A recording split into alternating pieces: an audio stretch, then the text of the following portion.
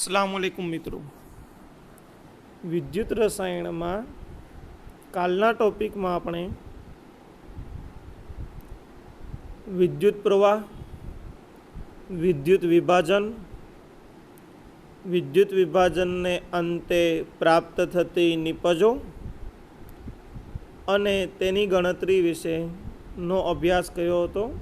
उपरांत एक दाखलो पण काल गण्यो हतो। आज अपने मित्रों विद्युत विभाजन में आगळ वधीए। आ एमसीक्यू बेઝનો टॉपिक है, खास एने एमसीक्यू बेઝ कवर करजो, जे तमने कॉम्पिटिटिव एक्जाम में खास आमांथी क्वेश्चन पूछाय छे। गुजकेट में पण पूछाई गयो, नीट में पण पूछाई गयो अने बोर्ड में पण आमांथी क्वेश्चन हतो। कोईपण एक द्रावण के आपणे क्वेश्चन केम पूछाय पहला एनी शरूआत करी दीए, पछी आपणे भणीए। कोईपण एक द्रावण के अने तेनुं विद्युत विभाजन ने अंते एनोड ध्रुव पर अथवा तो कैथोड ध्रुव पर प्राप्त थती निपज कई हशे तेवो प्रश्न पूछे। एक्जाम्पल तरीके मंद सल्फ्यूरिक एसिडनुं विद्युत विभाजन अथवा पाणीनुं विद्युत विभाजन मंद सल्फ्यूरिक एसिडनी हाजरीमां करता एनोड पर कई निपज प्राप्त थाय, कैथोड पर कई निपज प्राप्त थाय, ए आपने एमसीक्यू में पूछे। 4 ऑप्शन आप्या होय, योग्य विकल्प पसंद करीशुं। तो आजनी थियरी है मित्रों, टॉपिक नंबर 1, E0 ना आधारे वधारे होय तेवी प्रक्रियाओ रिडक्शन प्रक्रिया हमेशा अनुभवे छे। समजावो अथवा एना विषे कहो। हवे रिडक्शन एटले के कैथोडनी सपाटी उपर थाय आपणे जाणीए छीए, अने जेनो E0 वधारे होय तेनुं हमेशा रिडक्शन थशे। एक्जाम्पल तरीके NaCl ना जलीय द्रावणनो आपणे विचार करीए, कया आयननुं ऑक्सिडेशन के रिडक्शन थशे एना माटे वात। तो NaCl में केटायन एटले के धन आयन सोडियम उत्पन्न थशे NaCl मांथी, अने NaCl नुं द्रावण पाणीनी अंदर बनावेलुं होय माटे पाणीमांथी H+ आयन मुक्त थशे।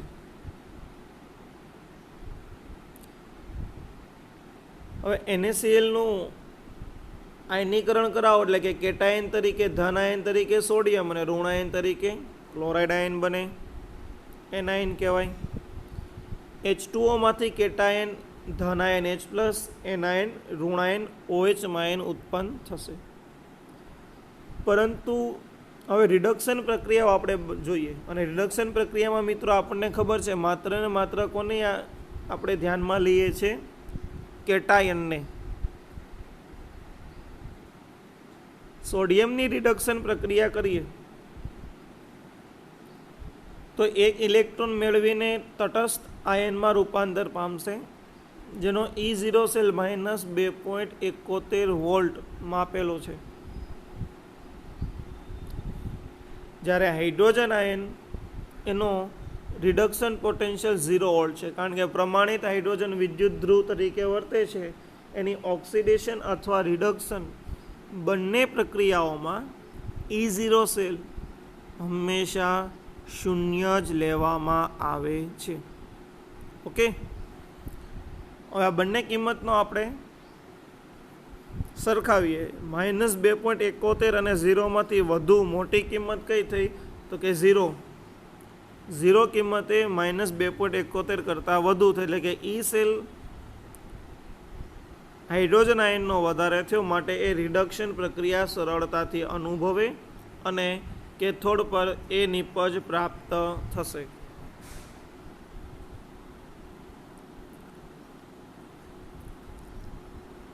एवी ज रीते H2O नी जो डायरेक्ट रिएक्शन लखीए ए इलेक्ट्रॉन मेळवशे, एटले के H+ इलेक्ट्रॉन मेळवीने H2 में रूपांतर थाय, OH बाकी रही।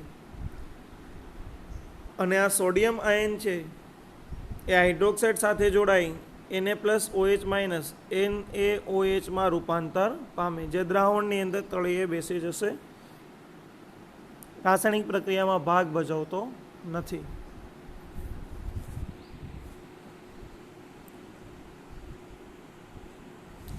ફરીથી સેમ ટોપિક છે પણ ક્વેશ્ચનનું ટાઇટલ ચેન્જ છે.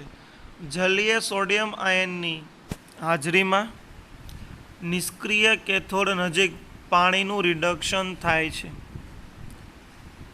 ક્વેશ્ચન ટ્વિસ્ટ કરીને પૂછો પણ જવાબ એનો સેમ છે. માટે આપણે થિયરીને રિપીટ કરતા નથી. માત્ર ક્વેશ્ચન તમે સમજી લો કે આ રીતે પૂછે પ્રશ્ન ફેરવીને તો પણ જવાબ એનો સમાન થશે. ત્રીજી રીતે ક્વેશ્ચનને ફેરવીને પૂછવામાં આવેલો જવાબ સેમ. ત્રીજી પદ્ધતિ જોઈએ ટ્વિસ્ટેડની. સ્પીસીઝનું રિડક્શન તેમના રિડક્શન પોટેન્શિયલ ઉપર આધાર રાખે છે. સાચી વાત છે. જેમ રિડક્શન પોટેન્શિયલ વધુ તેનું ઝડપથી અથવા સરળતાથી રિડક્શન થશે. અને એક્ઝામ્પલ આપણને NaOHના જલીય દ્રાવણનું આપેલું છે, જેમાં પાણીનું રિડક્શન થઈ H2 કેથોડ પર પ્રાપ્ત થશે, નહીં કે સોડિયમ.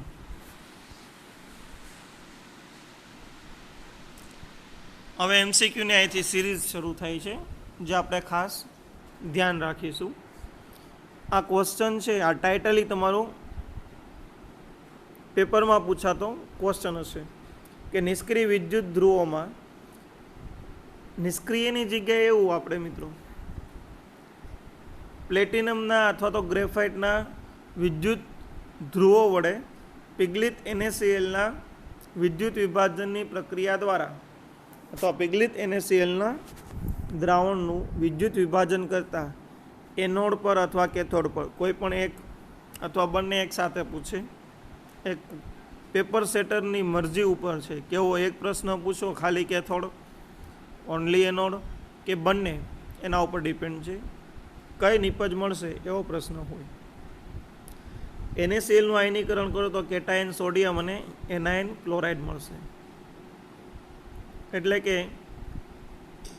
આ પિગલિત હોય ને ત્યારે એક પ્રશ્ન એ પણ યાદ રાખજો, માત્ર NaClનું વિદ્યુત વિભાજન થાય. પિગલિત હોય ત્યારે પાણીનું કોઈ વિદ્યુત વિભાજન થશે નહીં. અહીં બંને પ્રક્રિયામાં પ્રોડક્ટ હંમેશા આપણે ક્લોરિન અને સોડિયમના સાપેક્ષમાં લખીશું. પિગલિત હોય ત્યારે યાદ રાખવાનું. ધન આયનનું હંમેશા રિડક્શન થાય અને આ પ્રક્રિયા એ ખોટી લખી છે. એ પ્રક્રિયા હું સાચી તમને બાજુમાં લખી દઉં. ધન આયન સોડિયમ, એના ઉપર વીજભાર કેટલો છે? +1, એટલે 1 ઇલેક્ટ્રોન મેળવે અને તટસ્થ આયનમાં રૂપાંતર પામે. આ પ્રક્રિયા રિડક્શન કહેવાય. આ કેથોડમાં ખોટી લખેલી છે. ઓક્સિડેશન પ્રક્રિયામાં ઋણ આયન ઓક્સિડેશન પ્રક્રિયા અનુભવી અને ઇલેક્ટ્રોન મુક્ત કરશે, એક ક્લોરિનમાં રૂપાંતર થાય. આ ક્લોરાઇડ આયનને આપણે ક્લોરિનમાં લખીએ તો ક્લોરાઇડ આયન 1 છે, પરંતુ ક્લોરિન કેવા છે? 2. મિત્રો, આપણે વાયુને હંમેશા અણુ સ્વરૂપે દર્શાવીએ છીએ. એટલે Cl2 એ અણુ છે, પરમાણુ નથી. પરંતુ ક્લોરિનના મોલ કેટલા હતા? 1 જ મોલ હતો. એટલે કે 1 ક્લોરાઇડ હતો, એટલે હાફ Cl2 લખવાનું. હાફ Cl2નો મતલબ થાય 1 ક્લોરાઇડ આયનમાંથી બનેલી નિપજ. પણ વાયુને આપણે દ્વિઅણુ, દ્વિપરમાણુ અથવા અણુ સ્વરૂપે લખીએ છીએ, એટલે આ રીતે દર્શાવવામાં આવે. કુલ એકંદરે પ્રક્રિયા લખીએ તો NaClમાંથી સોડિયમ પ્લસ ક્લોરાઇડ આયન ઉત્પન્ન થશે. એટલે કે કેથોડ ઉપર રિડક્શનને અંતે પ્રાપ્ત થતી નિપજ સોડિયમ અને ઓક્સિડેશનને અંતે એનોડ પર પ્રાપ્ત થતી નિપજ ક્લોરિન. કેથોડ અને એનોડ પર પ્રાપ્ત થતી નિપજ તે MCQમાં પૂછાય છે, માટે યાદ રાખવાનું. જો નિષ્ક્રિય ધ્રુવ તો આપણી માટે કોમન છે, એનાથી કોઈ લેવા દેવા નથી, પણ ક્વેશ્ચનની પેટર્ન યાદ રાખવાની છે. સાંદ્ર જલીય NaClના સાંદ્ર જલીય દ્રાવણનું વિદ્યુત વિભાજન સેમ ઓલી પ્રોસેસ છે. NaClના સાંદ્ર જલીય દ્રાવણની અંદર ક્લોરાઇડનું ઓક્સિડેશન થઈ ક્લોરિન બને, જેનો ઓક્સિડેશન પોટેન્શિયલ 1.36 વોલ્ટ છે.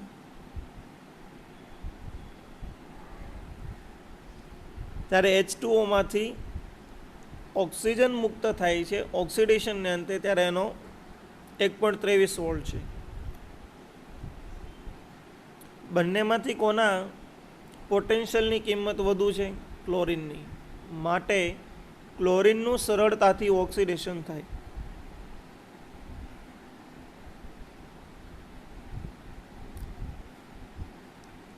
હવે જુઓ મિત્રો, જેમ રિડક્શન પોટેન્શિયલમાં વધુ કિંમત હોય એનું સરળતાથી રિડક્શન થાય, તો ઓક્સિડેશનમાં ઓક્સિડેશન પોટેન્શિયલ જેનું નીચું હોય, ઓછું હોય, તેનું સરળતાથી ઓક્સિડેશન થાય. અહીં આપણે જોઈ શકીએ છીએ ક્લોરિન માટે 1.36 વેલ્યુ છે, વધુ છે, એઝ કમ્પેર્ડ ટુ ઓક્સિજન 1.23.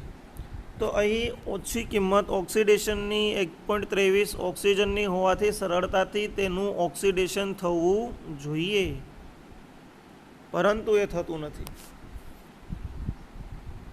એની જગ્યાએ ક્લોરિનનું ઓક્સિડેશન થઈ અને નિપજ મળે છે. એનું કારણ તો કે ઓક્સિજનનું ઓવર પોટેન્શિયલ છે, જેના લીધે ઓક્સિજનના સાપેક્ષમાં ક્લોરિનનું સરળતાથી ઓક્સિડેશન થાય છે. આ એના માટેનું રીઝન.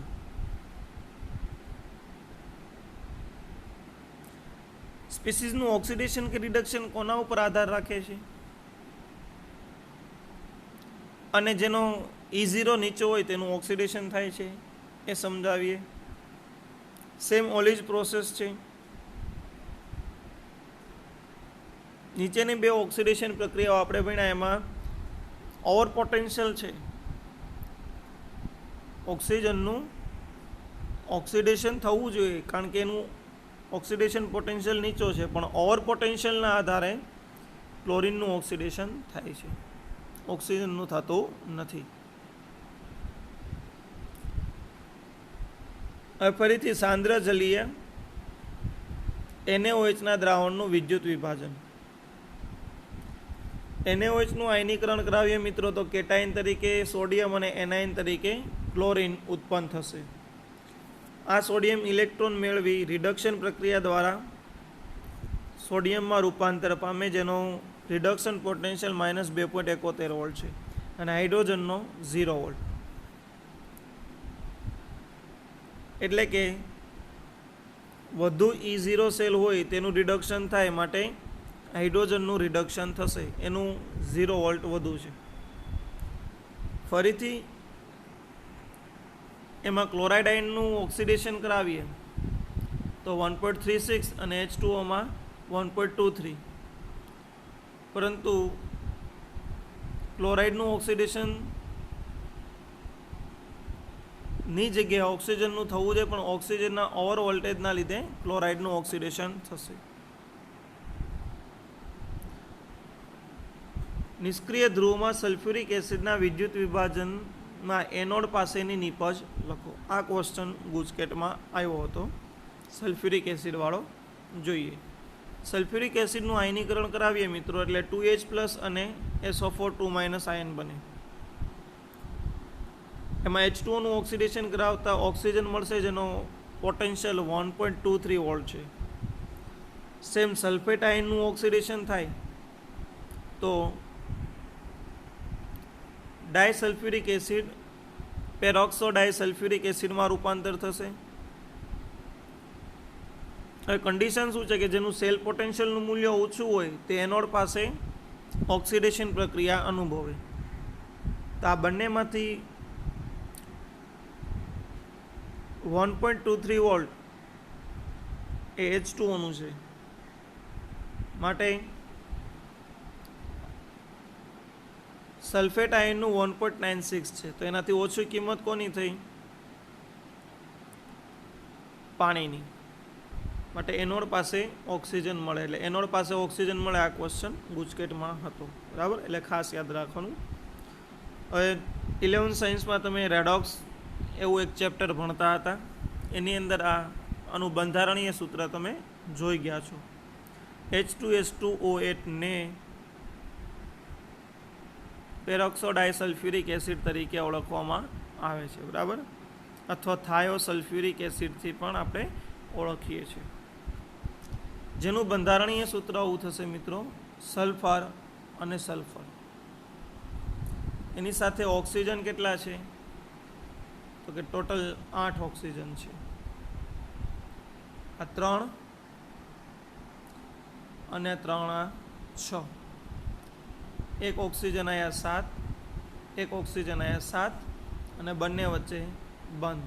આ પેરોક્સો બંધ છે, પેરોક્સાઇડ બંધ કહેવાય ને, પેરોક્સાઇડ. આ પેરોક્સાઇડ બંધને લીધે, અને જો આપણે એક બંધ દર્શાવીએ તો એ નેગેટિવ વીજભાર આવશે, એની સાથે હાઇડ્રોજન હોય, માટે H2S2O8 થી દર્શાવી શકાય. આ એનું બંધારણ છે. એક પેરોક્સાઇડ બંધ હોય, અને યાદ કરાવી દો કે પેરોક્સાઇડ બંધની અંદર મિત્રો ઓક્સિજનનો ઓક્સિડેશન આંક -1 હોય પેરોક્સાઇડમાં, અન્ય ઓક્સિજનના ઓક્સિડેશન આંક -2 થશે, બરાબર. ઓક્સિજનનો પર્સનલ ઓક્સિડેશન આંક લેવો તો કેટલો થાય? 2 ને 2 4, 5 અને 1 6, બરાબર. અહીંયા 2 ને 2 4, 5, 1 ને 6 આ રીતે ગણવામાં આવે. ત્યારબાદ